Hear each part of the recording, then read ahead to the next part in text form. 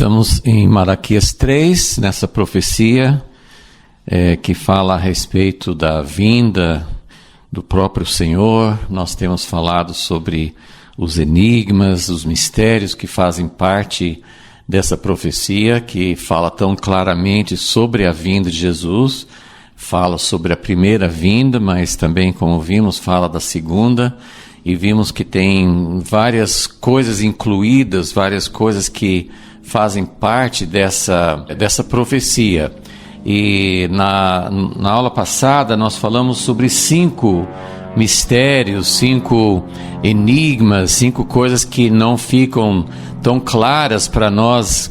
Nós podemos, algumas estão mais claras para nós, porque nós já sabemos que Jesus veio uma vez e vai voltar agora a segunda vez, mas para eles tinha muita coisa que era realmente difícil de entender, e o importante nas profecias não é a gente entender todos os detalhes, toda a cronologia, mas o importante é realmente estar com o coração preparado. E hoje nós vamos falar sobre um 6º mistério, paradoxo, né?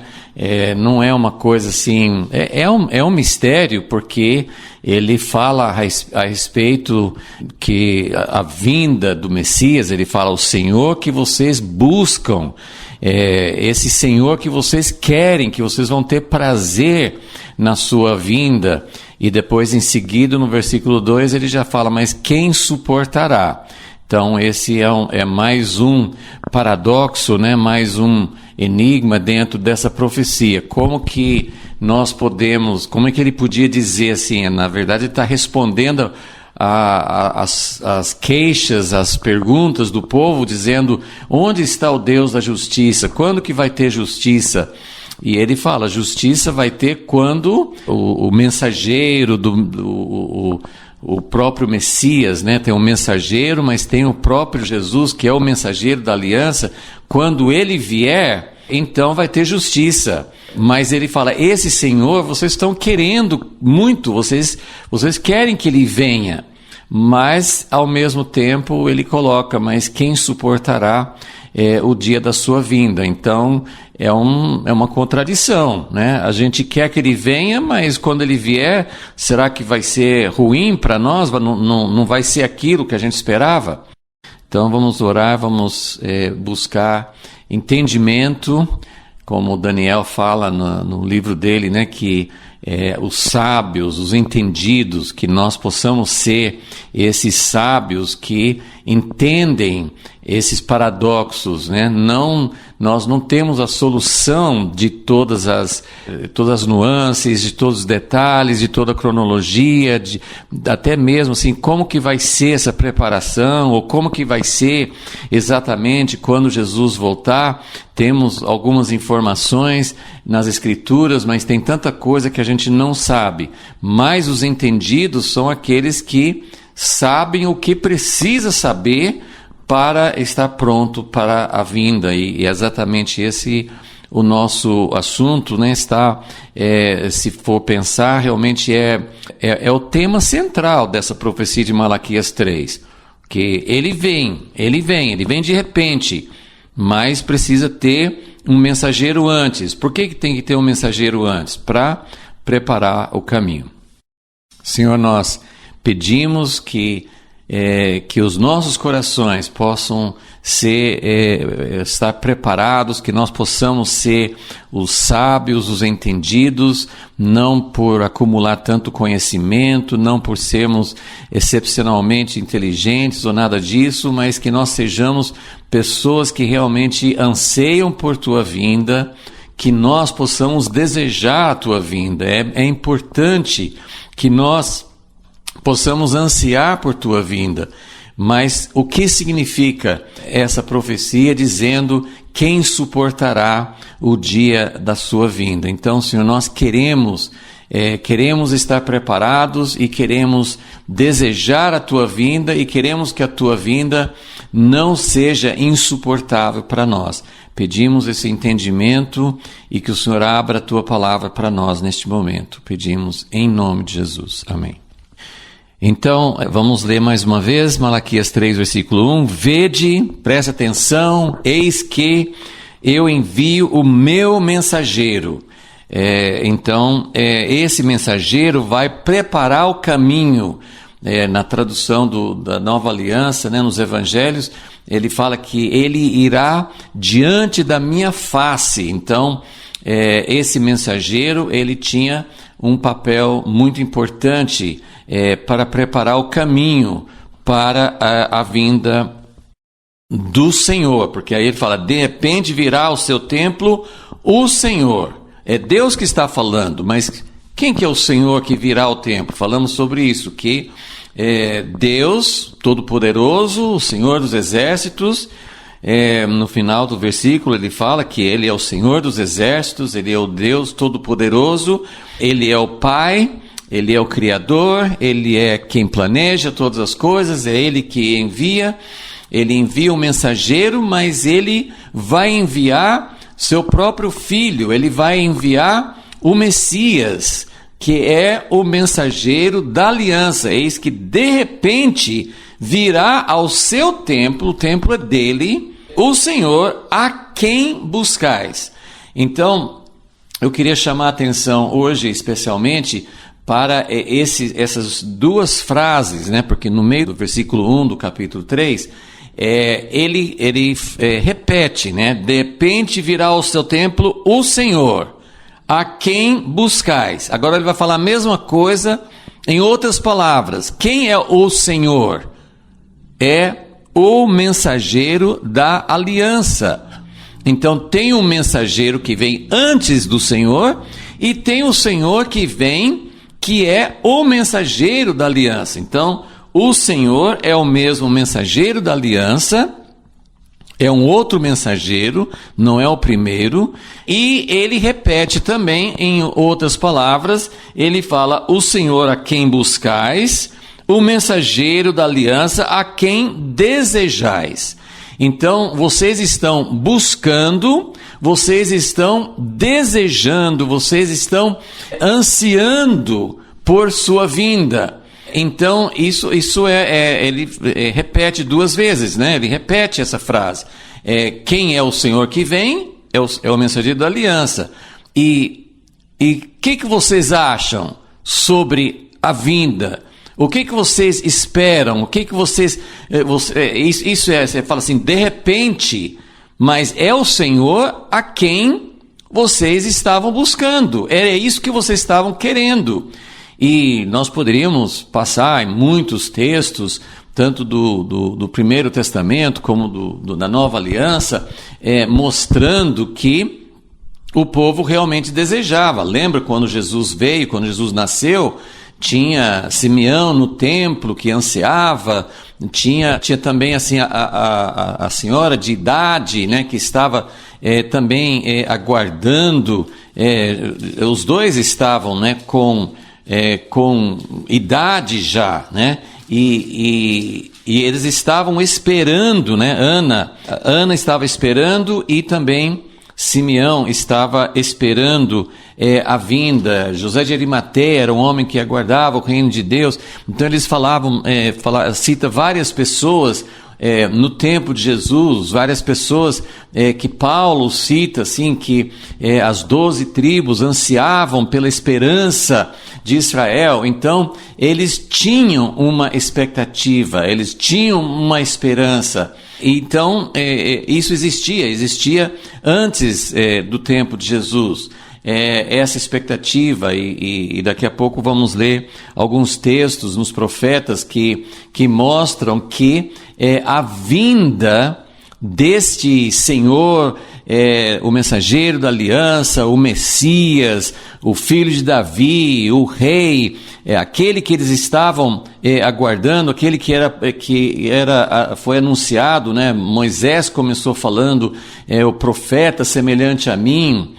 No Jardim do Éden, o Senhor Deus falou que a semente da mulher acabaria, venceria de uma vez por todas a serpente. Então é uma expectativa, é o centro das Escrituras, o tema central das Escrituras, falando sobre a vinda, que depois nós descobrimos que seria em 2 etapas, né? Ele veio, mas ainda virá. Então, ele já veio, ele trouxe a redenção, mas nós continuamos ansiando por sua vinda. E as epístolas, os textos do Novo Testamento falam sobre isso, né? Falam a respeito dessa esperança que continua muito forte, mesmo depois de Jesus ter vindo a primeira vez, mas ele foi embora e nós esperamos, nós aguardamos a sua vinda.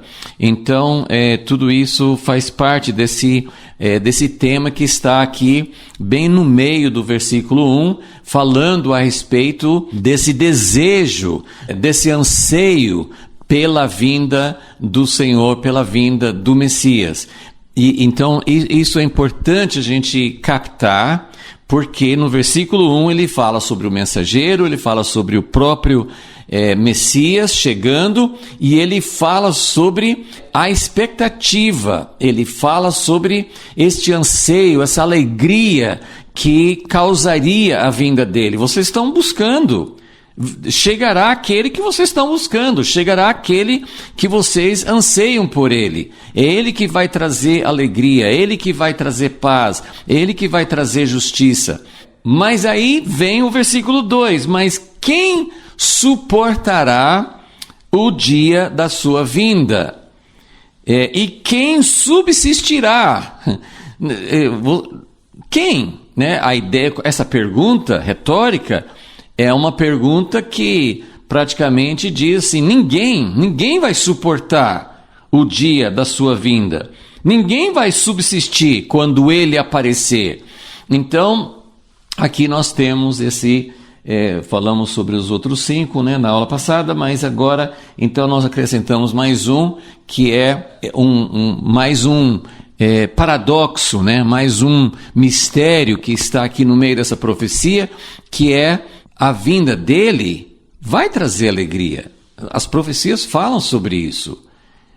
Essa profecia não está negando este fato, mas está perguntando: ele virá de repente, e ele é justamente aquele que vocês estavam esperando.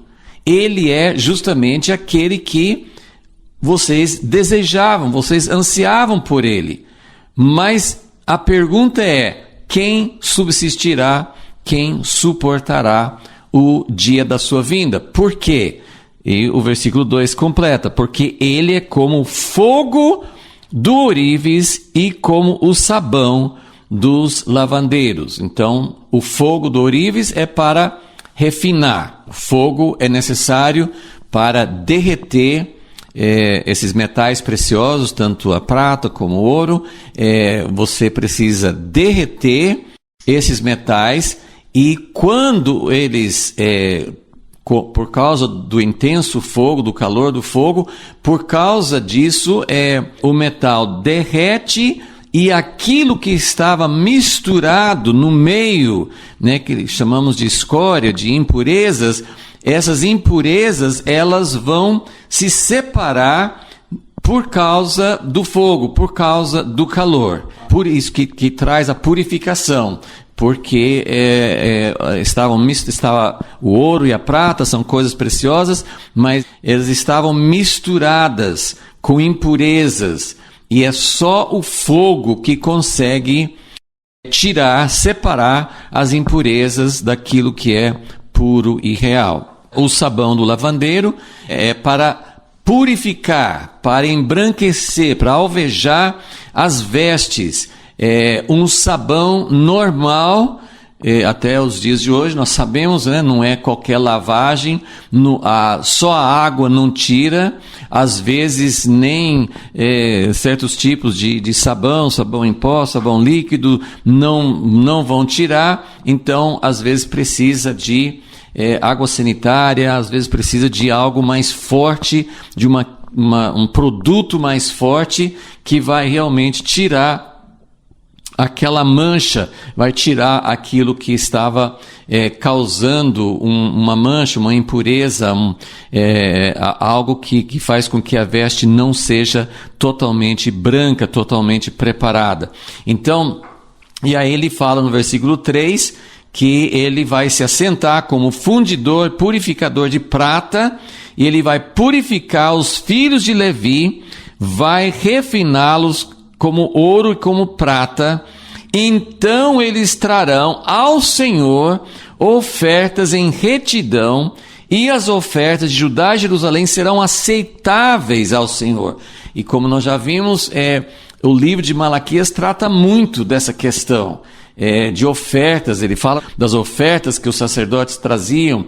O próprio povo também fazia parte desse esquema de oferecer algo de valor inferior, algo que não é aceitável. Então, nem tudo que nós pensamos em oferecer, e o capítulo 3 vai continuar falando a respeito daquilo que é roubado, aquilo que não é ofertado ao Senhor. Então, oferecemos algo impuro e também nem damos ao Senhor aquilo que é devido a Ele, né? Então, o livro de Malaquias fala muito sobre essa questão de ofertas, sacrifícios. Tem os animais, mas tem nossos recursos, nosso tempo, a honra, né? Deus fala assim, cadê a honra que qualquer filho daria ao pai? Então, aqui na vinda do Messias, ele trata exatamente dessa questão de ofertas. Tem os sacerdotes, o povo, não estão dando ao Senhor o que é devido a ele, e às vezes quando dá algo que é inaceitável. Então isso tudo está contido aqui. Então esse é o nosso sexto mistério, sexto enigma aqui na profecia. É o Senhor a quem vocês buscam. Nós desejamos o Senhor.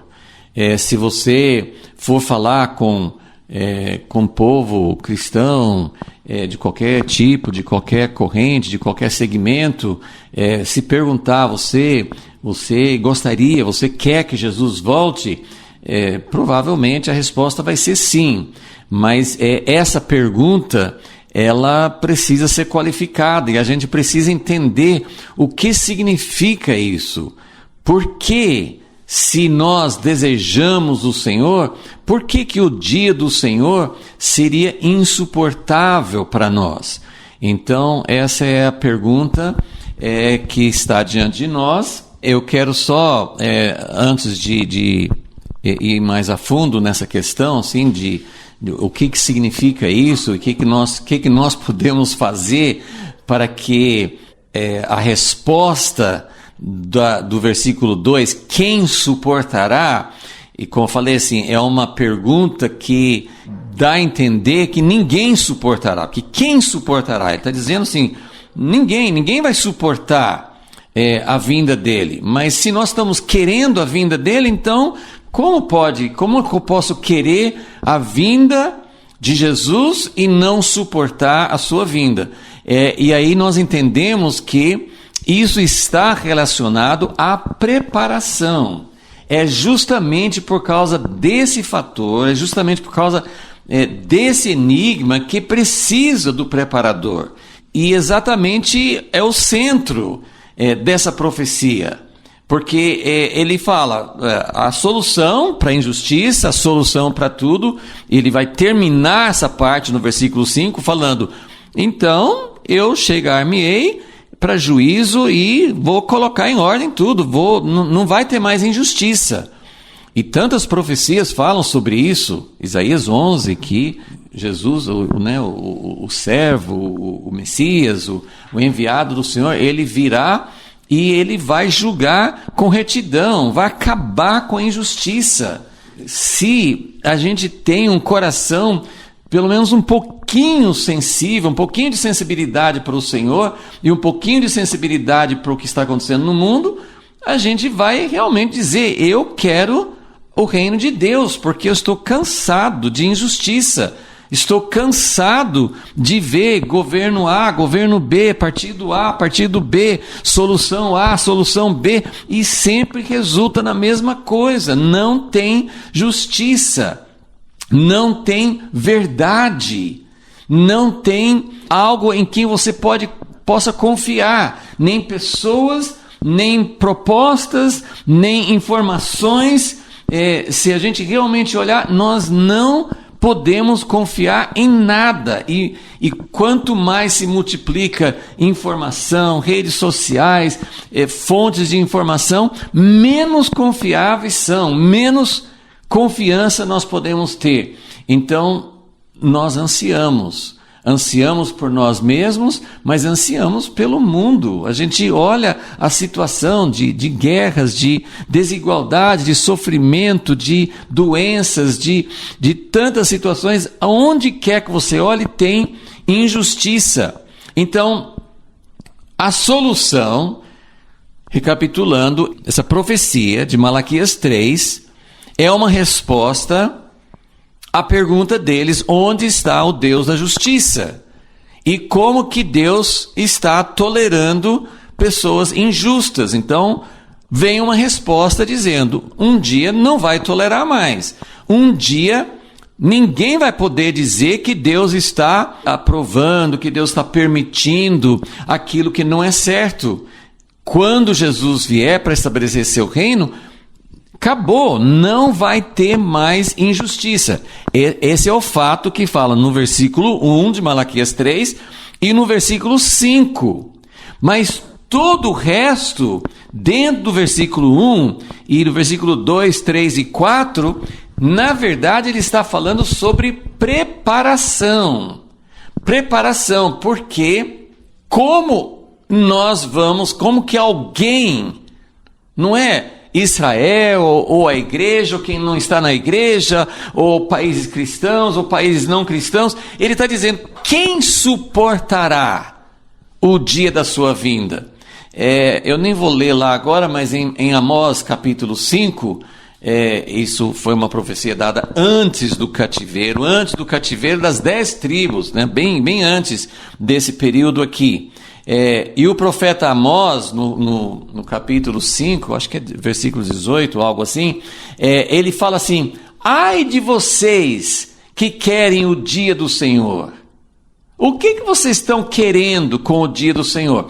Agora, evidentemente, ele estava falando com o povo que estava totalmente, né, com poucas exceções, né? Sempre tem exceções, mas as 10 tribos estavam bem próximo do cativeiro, eles estavam longe de Deus. Então o profeta chegou falando assim: o que vocês querem? Vocês falam assim: ai, podia vir o dia do Senhor, podia acontecer a vinda do Messias, do enviado. Ele falou assim: por que vocês estão querendo o dia do Senhor? O dia do Senhor vai ser trevas para vocês, não vai ser luz. Mas ali o contexto é muito claro que é uma palavra dada para pessoas que estavam longe, tinham quebrado as alianças de Deus, estavam distantes de Deus, estavam na apostasia. Então ele deu essa palavra: o que vocês querem com a volta do Senhor? Por que vocês acham que vai ser bom? De uma certa forma ele também está dizendo isso aqui, mas a resposta, graças a Deus, não é que o dia do Senhor vai ser assustador para todas as pessoas. Na Nova Aliança isso fica mais claro ainda. Mas vamos, antes de entrar um pouco mais nisso, primeiro eu vou ler alguns textos, tem muitos, né? Mas só uma pequena amostra.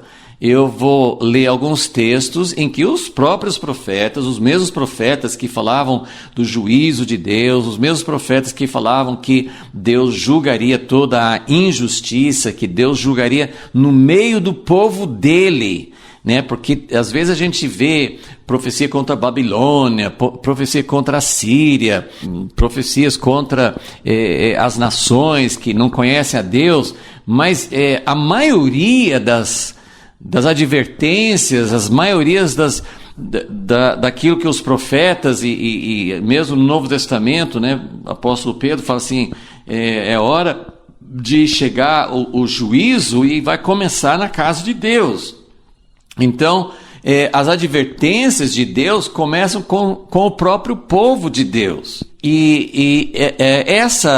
Essas advertências não significam que quando Jesus voltar, tudo vai ser ruim, tanto no meio do povo dele quanto fora. Não.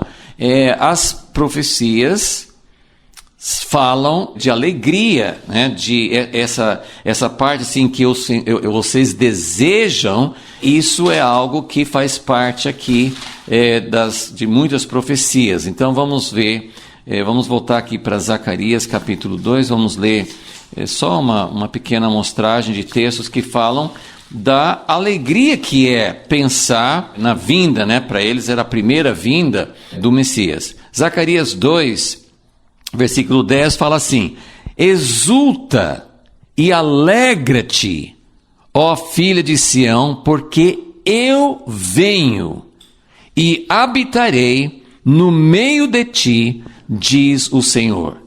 Então, isso é um texto bem claro em que fala a respeito, sim, da alegria, assim, a vinda do Messias, a vinda do rei que reinaria, o filho de Davi, e que nós sabemos que é o próprio Filho de Deus, é uma alegria. E poderíamos citar, alguns eu vou ler, mas assim, podemos lembrar de como Daniel viu aquela visão do Filho do Homem vindo nas nuvens do céu, e fala assim que todos os reinos seriam dados a ele e aos santos, né? Então, Daniel tem várias profecias falando a respeito do povo dele, dos santos, daqueles que são fiéis ao Senhor, e eles não só vão ter alegria porque o Senhor vai reinar, mas eles vão também fazer parte desses que vão reinar sobre a terra. Então, é um tempo de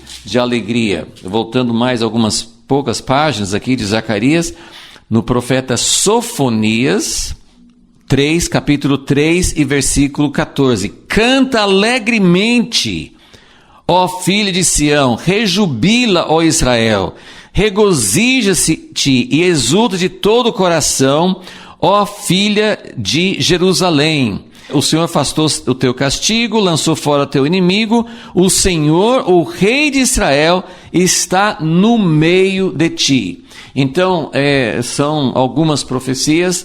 Eu vou ler também em Isaías capítulo 12, tem os Salmos, tem muitos textos, né, que falam da alegria de saber que o Senhor vem, o Senhor vai habitar no nosso meio. Isaías 12, versículo 5.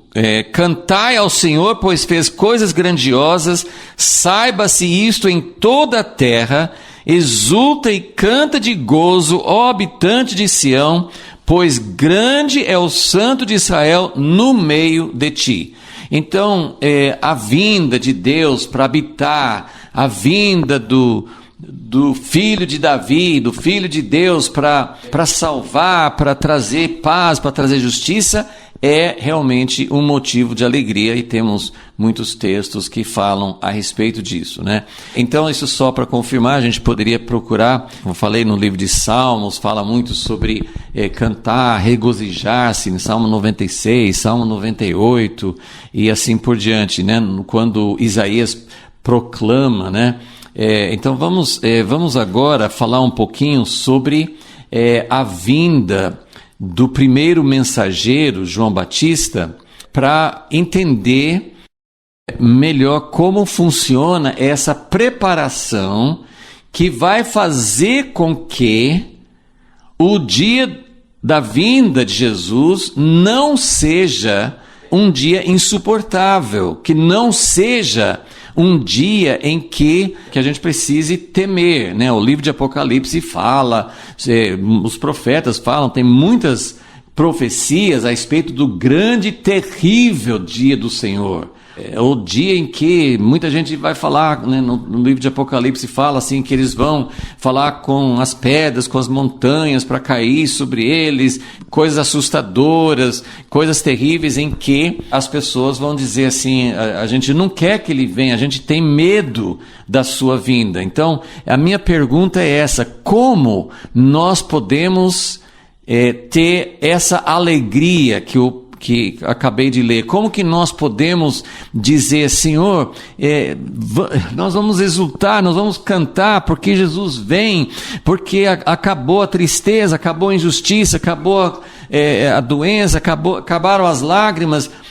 Como que nós podemos ter essa expectativa da vinda de Jesus, quando Malaquias fala que a sua vinda pode ser um dia insuportável? Então essa é a nossa pergunta, e eu vou começar falando um pouquinho sobre João Batista para fazer a relação entre o que João Batista fez na primeira vinda de Jesus e agora o que precisa acontecer para a segunda vinda. E repetindo mais uma vez, né, a profecia de Malaquias 3 fala sobre essa vinda, fala que o povo, né, naquela época, que eles desejavam, mas ao mesmo tempo fala que pode ser um dia insuportável, e ele fala sobre um processo de purificação.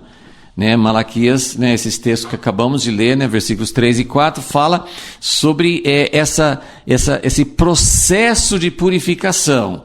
Então, esse processo de purificação, apesar que fala assim, então, o dia do Senhor vai ser insuportável, apesar que vocês estão desejando, mas quando ele vier como fogo de ourives e como sabão de lavandeiro, ele vai se assentar para purificar. E aí a pergunta como um desses mistérios, é uma vinda de repente?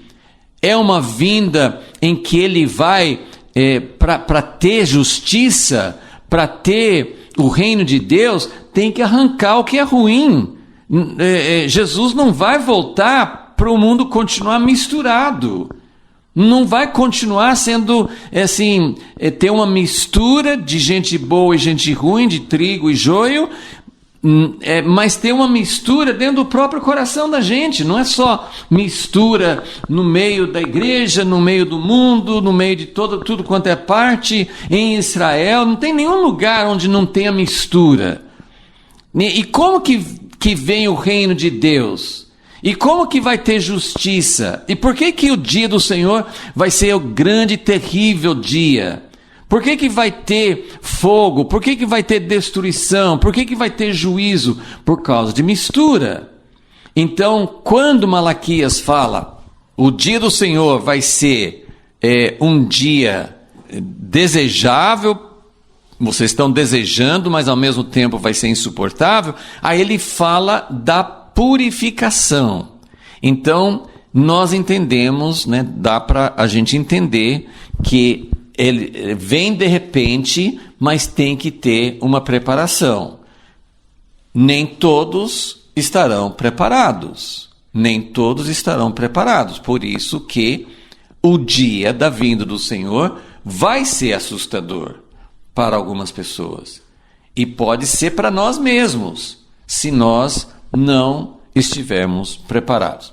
Então, vamos falar rapidamente sobre João Batista. Já fizemos algumas menções. Eu não vou fazer um estudo assim mais aprofundado. Tem vários textos, né, nos evangelhos que falam a respeito de João Batista, né? Especialmente Lucas conta até o nascimento de João Batista, mas eu só quero lembrar inicialmente no Evangelho de Marcos, que é o mais resumido.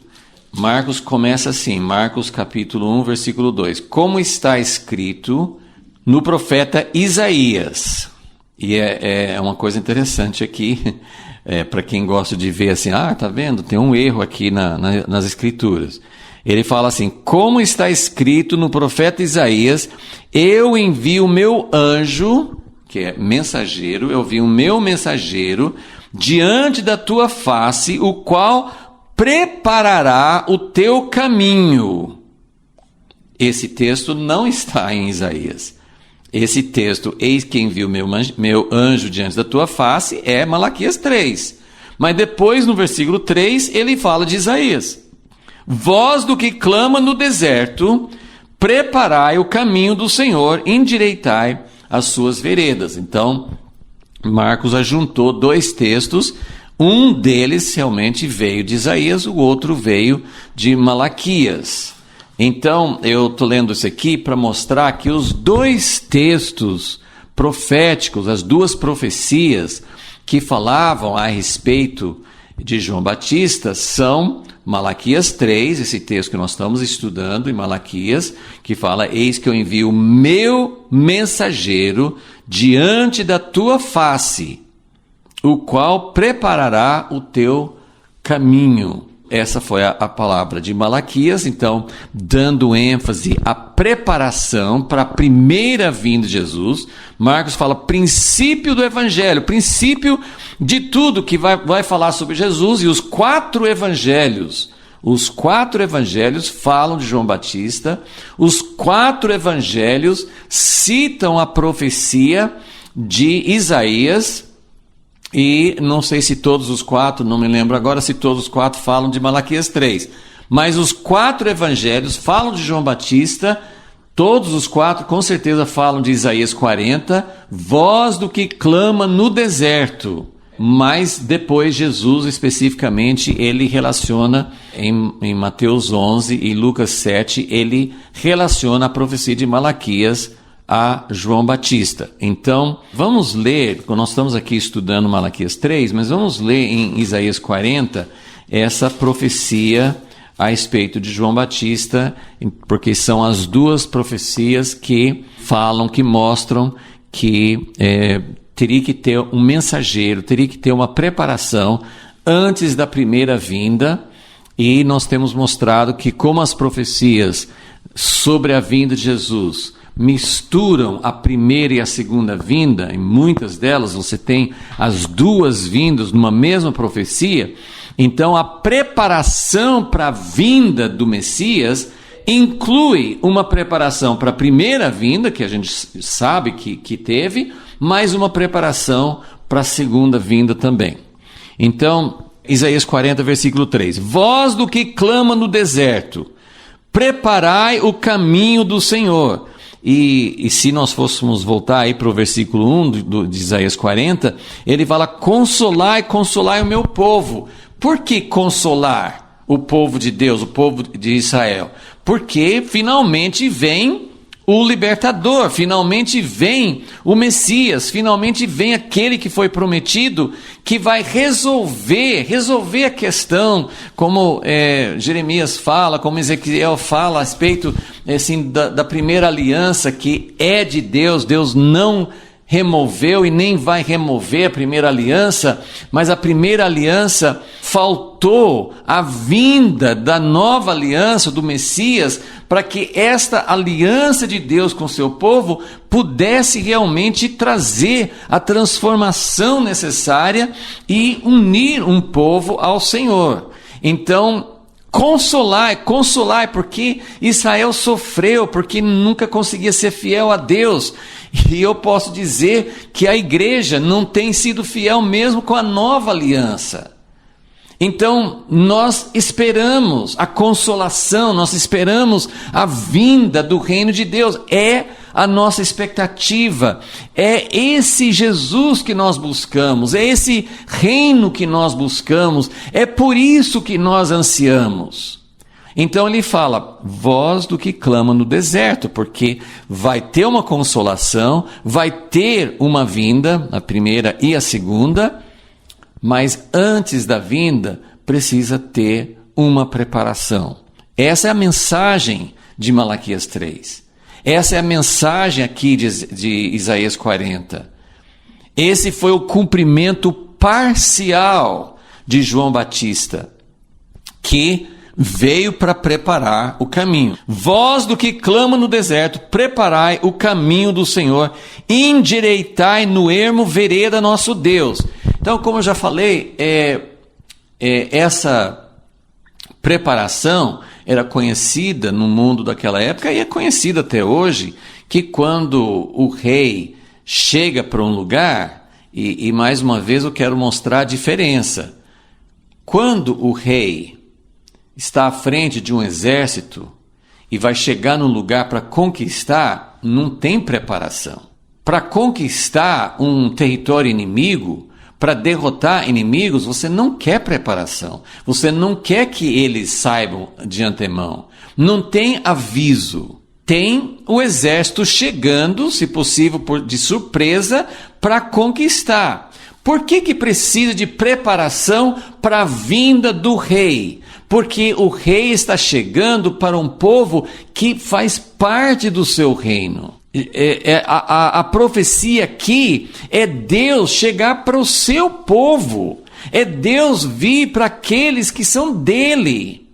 Precisa ter preparação, porque o rei não quer chegar e ninguém nem ligar e ter um caminho cheio de obstáculos e de dificuldades. Não, o rei quer um caminho aberto. O rei quer chegar e ter um povo que o recepcione, que o espere, que tenha alegria na sua chegada. Então, preparai o caminho do Senhor, endireitai no ermo, vereda nosso Deus.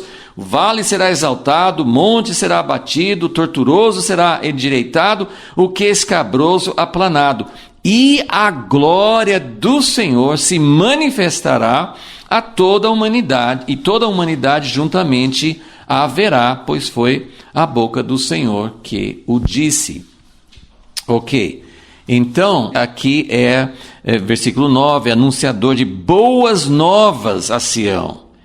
Anunciador de boas novas a Jerusalém, não temas. Então, essa é a vinda, é uma boa nova. Versículo 10 fala que o Senhor Deus virá com poder, seu galardão vem com ele. E fala no versículo 11 que como pastor apacentará o seu rebanho, nos seus braços recolherá os cordeirinhos, os levará no seu regaço.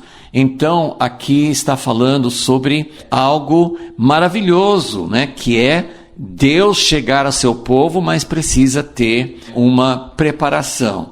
E a gente sabe, né, que a vinda de Jesus, ele vem para governar todas as nações, ele vem para sujeitar tudo aquilo que não está sujeito a ele. Então, a segunda vinda traz muito o sentido de um rei conquistando, de um rei que vai dominar sobre inimigos que se levantavam contra ele, mas a segunda vinda também é o casamento. A segunda vinda é Jesus vir e a sua noiva está preparada, a sua noiva está pronta, vestida de vestes brancas, sem impurezas. Então, tudo isso faz parte, são vários aspectos da mesma vinda de Jesus. Então, vamos pensar aqui, só quero mostrar, como eu falei assim, não vou me aprofundar muito sim, na vinda no ministério de João Batista, mas eu queria colocar aqui alguns aspectos de como João Batista preparou de fato o caminho para a primeira vinda de Jesus. Mas antes de mostrar esses pontos aí, eu quero ler em Lucas capítulo 1, quando houve a profecia a respeito da vinda, do nascimento de João Batista. Em Lucas capítulo 1, o anjo falando com Zacarias, no versículo 13, fala assim: Zacarias, não temas, a tua oração foi ouvida. Isabel, tua mulher, dará à luz um filho, e lhe porás o nome de João. Terás prazer e alegria, muitos se alegrarão no seu nascimento, pois será grande diante do Senhor. Não beberá vinho nem bebida forte, né? Isso era as características de um nazireu. Então ele vai ser alguém separado para Deus, alguém, assim, desde pequeno, né, desde criança, uma pessoa como Samuel foi, ele vai ser separado para o Senhor, será cheio do Espírito Santo desde o ventre de sua mãe. Versículo 16, converterá muitos dos filhos de Israel ao Senhor seu Deus. Então, essa era a preparação para a primeira vinda, mas será mais forte ainda para a segunda vinda. Precisa ter um grande, instrumentos de Deus, mensageiros de Deus. Eu creio depois nós vamos falar mais sobre o mensageiro dos últimos dias, quando a gente chegar em Malaquias 4, mas por enquanto a ideia seria que precisa ter o avivamento de Joel 2, né? O Senhor derramando o Espírito Santo sobre servos e servas, jovens e idosos, Deus operando antes da vinda de Jesus, para que muitos, inclusive de Israel natural, nós temos a profecia de Zacarias falando a respeito, sim, da conversão do povo de Israel ao Senhor para a vinda, para receber o seu rei na sua vinda. Mas isso precisa acontecer no mundo inteiro e dentro da igreja. Uma conversão dos pais aos filhos, dos filhos aos pais, convertendo muitos ao Senhor. Então esse é um movimento, sim, como ele falou, arrependei-vos porque o reino de Deus está pronto. Então o anúncio da proximidade da vinda de Jesus com o poder do Espírito Santo, vai resultar na conversão verdadeira de muitas pessoas que estão na igreja ou que fazem parte da nação de Israel e de muitas pessoas que não conhecem a Deus. Versículo 17, irá diante dele no espírito e poder de Elias, porque qual foi o ministério de Elias? Para chamar as 10 tribos que estavam servindo Baal, Acabe, Jezabel, de chamar as pessoas de volta ao Deus verdadeiro, aliança com Deus, restaurar o altar com 12 pedras, fala de unidade. Então ele irá adiante dele no espírito e poder de Elias para converter os corações dos pais aos filhos, converter os rebeldes à prudência dos justos. E olha, sublinhe, grife essa última frase de Lucas 1,17, porque essa é a essência do ministério de preparação. Ele fala sobre preparar. Qual é o ministério do preparador? Preparar ao Senhor um povo bem disposto. O que significa um povo bem disposto?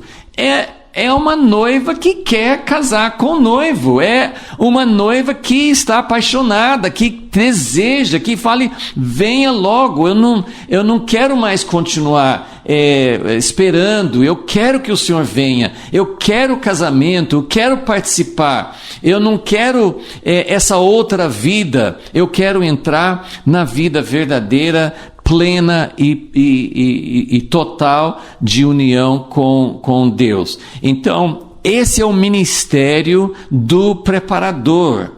Quem está preparado não precisa temer a vinda do Senhor.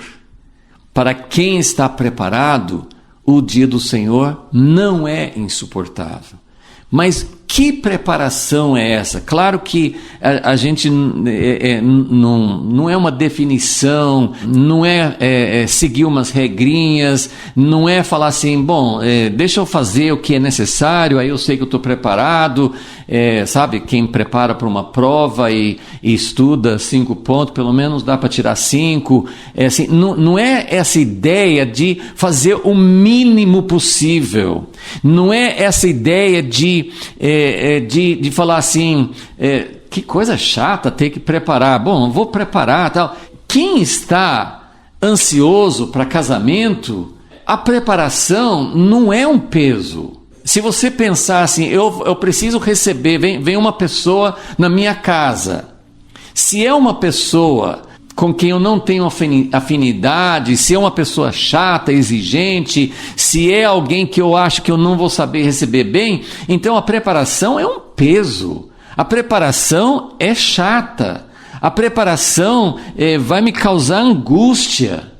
Mas se é para receber um filho, se é para receber a minha noiva, se é para receber alguém que eu amo muito, que eu sinto falta, que eu tenho desejo de estar junto, a preparação não é um peso. Você não vê a hora. Sim, a demora é um peso. Você não vê a hora de chegar, e você tem ansiedade, sim, para fazer tudo que é necessário, e você tem desejo de receber bem. Então, a preparação de um povo bem disposto é um povo que vai dizer, bendito aquele que vem em nome do Senhor, aquele é a festa. É fazer uma celebração. Essa é a preparação. E a preparação de Malaquias 3 é justamente quando ele fala: os filhos de Levi vão estar preparados para oferecer ao Senhor uma oferta agradável. Então, se eu sei que eu estou pronto para oferecer, o que eu vou oferecer para Deus? Deus é muito exigente, Jesus vai voltar, ele não vai ficar contente com quem eu sou muito imperfeito, eu não consigo vencer certas dificuldades, problemas, hábitos, coisas erradas na minha vida. Então, essas coisas fazem com que a preparação se torne pesada. Mas sim, Deus é santo, sim, Deus ele deseja um povo santo, mas nós entendemos na palavra que o que Deus mais deseja é uma atitude. Então eu gosto muito dessa expressão aqui: preparar ao Senhor um povo bem disposto. Na verdade, é o coração que Deus quer, são pessoas que anseiem realmente pela volta de Jesus, que anseiem por Ele, pela Sua presença. Então, mais do que nossas deficiências, mais do que a gente falar assim: Senhor, eu tento, mas eu não consigo vencer certos pensamentos, certas atitudes, eu falo quando não devo, eu ajo de uma forma indevida. Tudo isso Deus quer mudar, e Ele vai mudar. Mas a chave de tudo isso é o coração. Quando Deus ordenou os sacrifícios na aliança de Moisés, tinha o sacrifício que podia levar um novilho, um carneiro, um animal maior, sim, que custava mais caro. Mas ele falou assim: mas quem não tem posses, quem não tem rebanhos, pode pegar 2 pombinhos, assim, uma ave que é fácil, né? Fácil de pegar, não é o valor. Não é o valor do animal, da oferta em si, mas o que você deseja entregar ao Senhor. Deus não faz acepção de pessoas, Deus não fica mais contente com o rico, igual Jesus, que viu os ricos dando valores altos de oferta no templo, e ele viu uma viúva dando 2 moedinhas, e ele falou assim: o que ela deu foi mais do que todos os outros. Então, isso mostra que Deus não precisa de um novilho, de uma vaca, de um boi, de um animal caro. Ele deseja o nosso coração. Ok, então agora vamos olhar aqui o que João Batista fez. E como eu falei, assim, tem muitas outras coisas que poderiam ser faladas sobre João Batista, mas o que eu quero enfatizar primeiro, como que ele preparou o caminho para Jesus. Então, a primeira coisa que a gente observa é que João Batista pregava: arrependei-vos, porque está próximo, está chegando o reino de Deus. E Jesus veio falando exatamente a mesma coisa. Então, quando Jesus veio falando, o coração do povo já estava preparado, porque eles tinham ouvido essa mensagem, e não só ouvido, eles tinham se batizado, estavam preparados. essa mensagem, falou assim, opa, nós já ouvimos essa mensagem. O nosso coração já abraçou esta mensagem. Então veja como nós precisamos ter a preparação, né? O ministério de preparador precisa trazer a mesma mensagem que Jesus vai trazer quando ele voltar. E como nós vamos saber?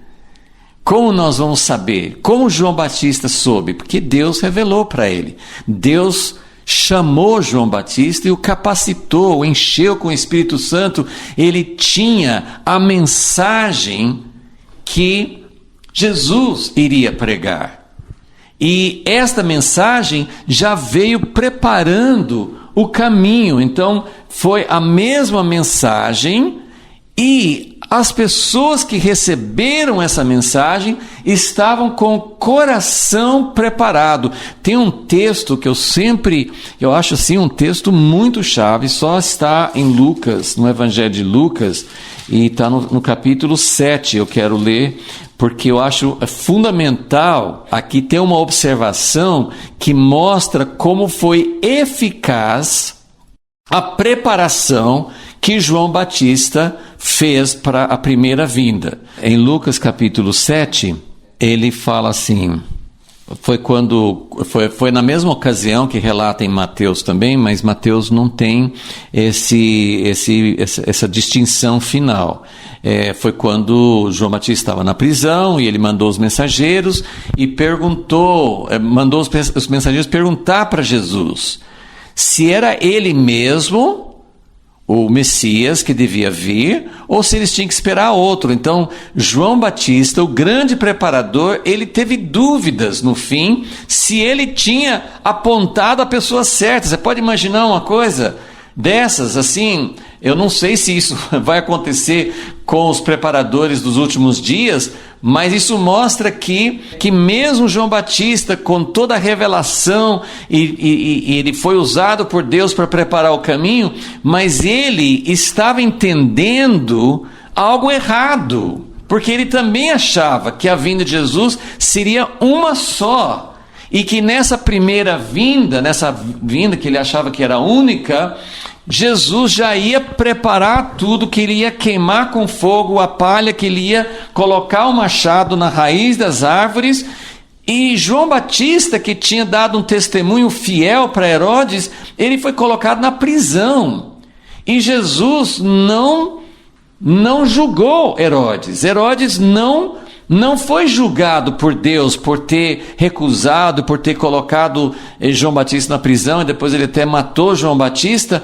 Não houve um julgamento ali. Então João, antes da sua morte, ele ficou duvidando, né? E aí Jesus até cita o texto de Malaquias, né? Em Lucas 7, 27, ele fala: este é aquele de quem está escrito, envio o meu anjo, o mensageiro, diante da tua face, o qual preparará diante de ti o teu caminho. Aí fala, olha só o que está escrito nos versículos 29 e 30, Lucas 7, 29 e 30, porque isso é muito importante para entender a eficácia da preparação de João Batista que Deus usou para fazer por meio dele.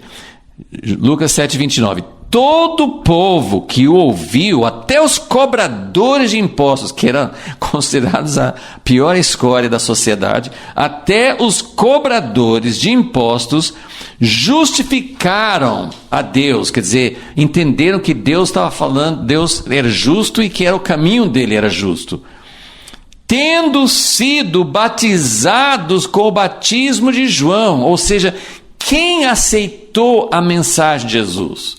Aqueles que tinham sido batizados por João, aqueles que tinham abraçado a mensagem de João. Então, para estes, a primeira vinda, teve eficácia, teve valor. Eles aceitaram a mensagem do Messias. Agora, olha o versículo 30. Mas os fariseus e os doutores da lei, os entendidos, os que deveriam ser os grandes entendidos, Eles foram os tolos, eles foram as pessoas que não entenderam o propósito de Deus. Fala assim: os fariseus e os doutores da lei rejeitaram o conselho de Deus, rejeitaram a sabedoria, o caminho de Deus. Por que eles rejeitaram? Porque eles rejeitaram quanto a si mesmos, não tendo sido batizados por ele. Lembra que João Batista teve esse discernimento quando ele estava pregando a respeito do arrependimento e do que...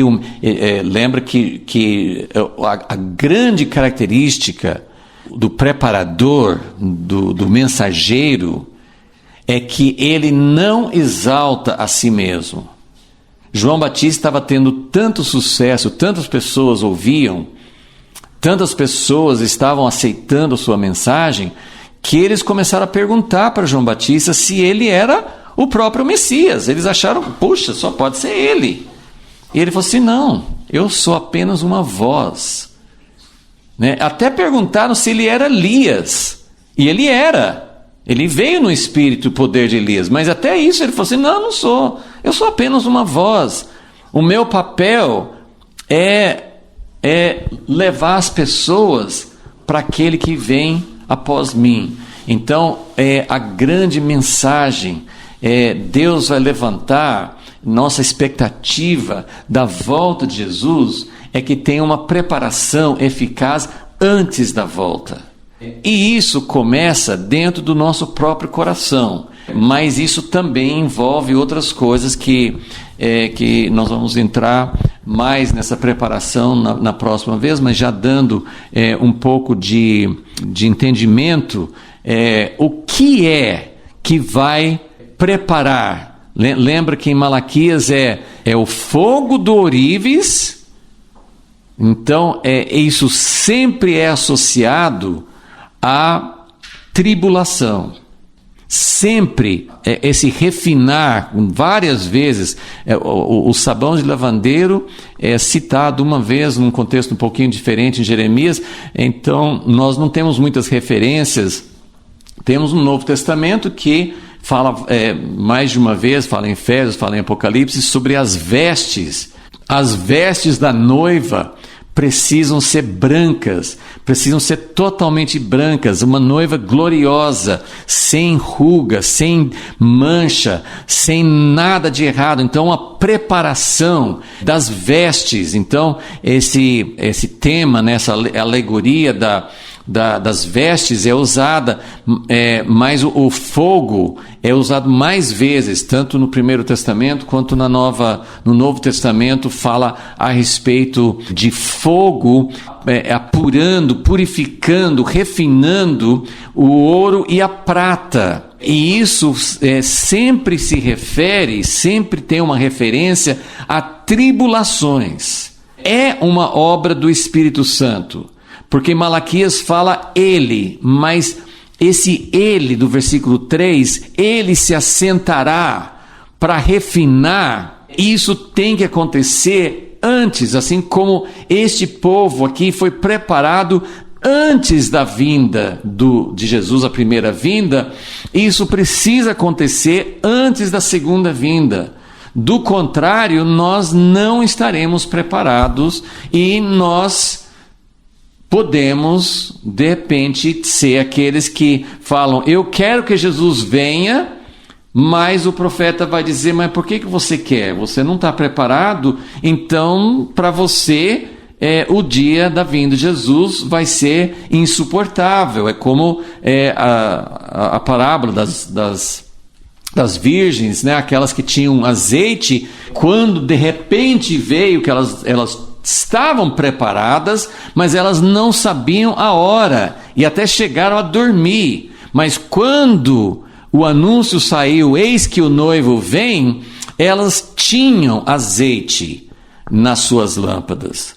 E para aquelas que não tinham azeite, ou a outra parábola que tinha a festa de casamento e achou alguém que não tinha as vestes nupciais.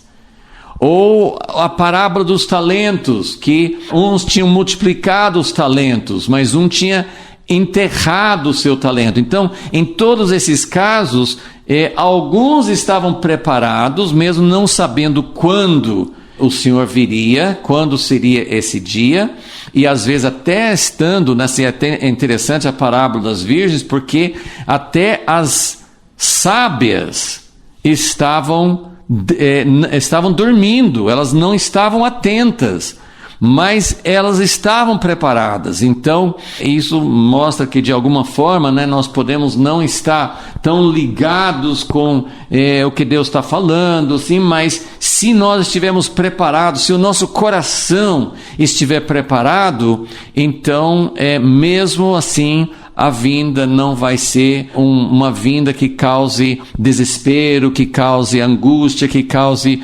temor, mas vai ser uma vinda que traga alegria, porque é o dia do casamento, é a presença do Senhor para morar conosco.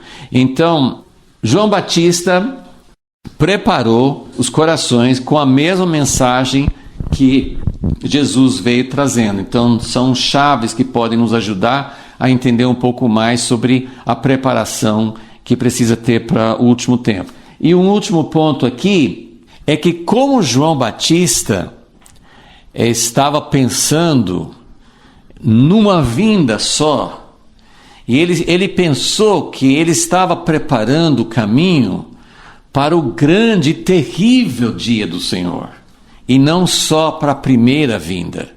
Ele não entendeu esse mistério da vinda de Jesus. E como ele estava pregando uma mensagem, e se você ler em Mateus 3, em Lucas 3, o que ele pregava? Ele estava pregando algo que preparou os corações, as pessoas se batizavam, mostrando que estavam realmente recebendo a mensagem. O batismo continua sendo uma parte importante da nossa decisão de seguir Jesus, mas como todas as coisas, com o tempo, as coisas vão perdendo o sentido, porque as pessoas fazem o batismo hoje muitas vezes apenas para fazer parte de uma igreja, não entendem realmente assim a mensagem que elas recebem. Muitas vezes não é uma mensagem de verdadeira preparação. Eu não sei o que vai acontecer na preparação para a segunda vinda, porque para os judeus eles tinham, eu já vi algumas pesquisas indicando que os judeus usavam o batismo para um prosélito de um outro povo, que é alguém que não era judeu. Então ele se batizava para se tornar um judeu. Eu não sei até que ponto que essa informação é válida, mas de qualquer maneira, assim, no Primeiro Testamento, nas Escrituras, nós não encontramos esse ritual, essa prática de batismo. Então, de alguma maneira, João Batista, eu penso, ele estava usando algo diferente. Talvez tinha um significado para os judeus, mas imagine assim, usar um batismo que era usado para alguém que nem era judeu, usar para os próprios judeus. Era como se chegasse alguém, os profetas, os mensageiros de Deus na igreja hoje, e falasse: todo mundo precisa se batizar de novo. E tem gente que fala isso, tem grupos que exigem isso, e que acaba sendo só uma forma de sectarismo, de exclusivismo, sei lá.